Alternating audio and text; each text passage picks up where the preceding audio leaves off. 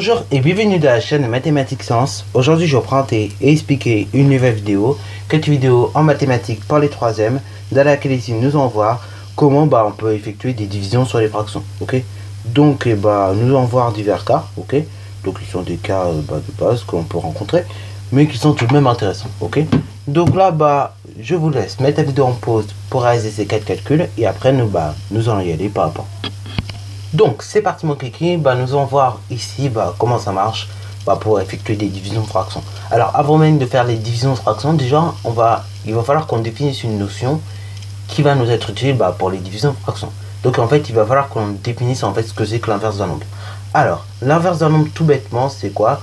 C'est en fait la fraction retournée. Ok, c'est la fraction que l'on retourne, et plus précisément par définition en fait, pour reconnaître deux nombres inverses, il faut en fait que leur produit vale 1. Ok, donc par exemple, si tu veux savoir si un nombre A sur B est inverse d'un nombre B sur A, et en fait, il faut que le produit de A sur B par B sur A, donc en gros la multiplication des fractions A sur B par B sur A, soit égal à 1. Ok, si ce n'est pas le cas, du coup, il y a pas, les nombres ne sont pas inverses, tandis que si c'est le cas, les nombres ils seront inverses. Ok, et d'ailleurs, un petit truc aussi, ne confondez pas les nombres inverses et les nombres opposés. Ok, les nombres opposés c'est juste le signe qui change. Ok, tandis que les nombres inverses ce sont en gros ce sont des nombres dont le produit vaut 1. Ok, voilà. Donc du coup voilà.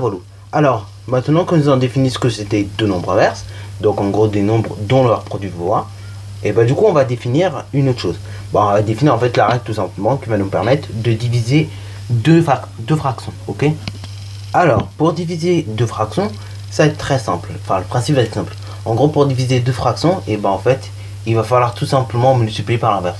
En gros, la première fraction, vous n'y touchez pas. Et après, vous retournez à la seconde fraction et vous multipliez donc par ça. Ok, donc, diviser par un nombre, en fait, parce qu'on dit diviser par une fraction, en réalité, ça vaut en général, diviser par un nombre, ça revient à multiplier par son inverse. Oui, parce que les nombres, je vous l'ai peut-être déjà dit, mais ce sont des fractions. Donc du coup, si on dit diviser par un nombre, c'est la même chose que diviser par une fraction. Ok, donc vous mieux être plus généraliste en disant diviser par un nombre.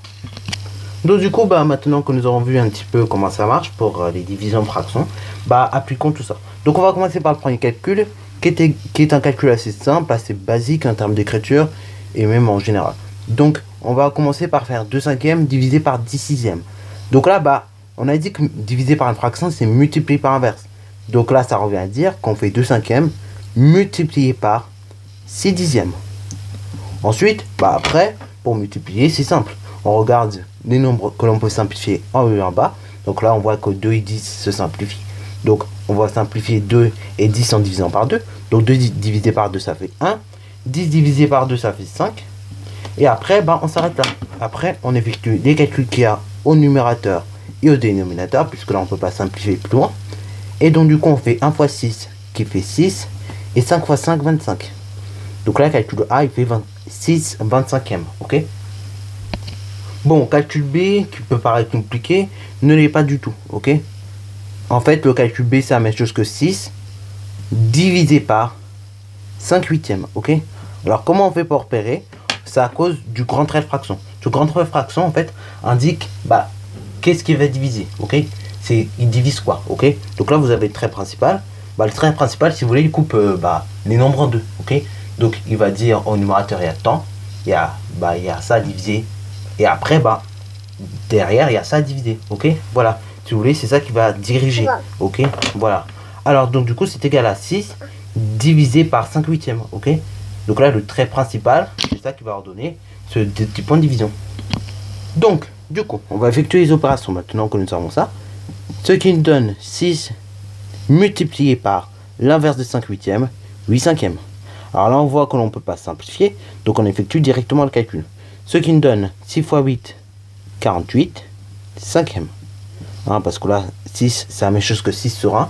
Donc du coup, 1 fois 5, 5. Ok. Alors, le calcul C qui paraît être identique au calcul B, mais qui ne l'est pas du tout, signifie donc 2 cinquièmes divisé par 8. Ok. Là, pareil, on repère le trait principal de fraction et on recopie tout ce qu'il y a avant. Donc là, par exemple, 2 cinquièmes. Et après, on met le divisé et après on met le chiffre qui est derrière. Ensuite, le calcul C, ça a donné quoi?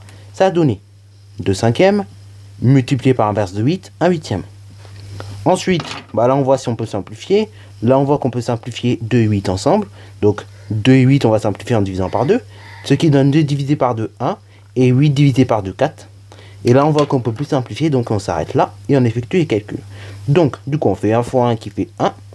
Et donc ça 1 fois 4, 20. Donc ça fait 1 vingtième ici. Alors calcul D qui paraît un peu plus complexe mais qui ne l'est pas du tout. C'est moins 9 divisé par 45 neuvième. Bah c'est la même chose que moins 9. Multiplié par 9 sur 45, ok.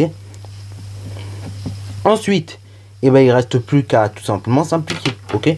Là, vous voyez que les 9 et 45 vont simplifier ensemble, ok. Donc là, on va diviser tout simplement par 9. 45 divisé par 9, ça fait 5. Tandis que 9 divisé par 9, ça fait 1. Et ensuite, eh ben, je vais effectuer le calcul, ok. Je vais en recopier tout ce qui me reste. Donc, 1 fois 9, ça fait 9. Tandis que, bah, 1 fois 5, ça fait 5. Alors là, attention. Attention, là, vous avez un seul signe moins. Donc là, ici, résultat négatif, ok. Attention, là, oui, il y avait des nombres relatifs, il y avait des moins. Donc attention, vu qu'il n'y en avait qu'un seul, résultat négatif. Il y en aura eu 2, résultat positif, ok. Donc faites bien attention à ça. Il y en a beaucoup qui sont encore à voir là-dessus. Et bah, évitez de vous faire avoir bêtement, parce que là, c'est des points que vous perdez bêtement aussi. Sur ce, la vidéo est terminée. Donc si tu as bien aimé, n'hésite surtout pas à liker, commenter et bonne chance à toi en mathématiques et en sciences.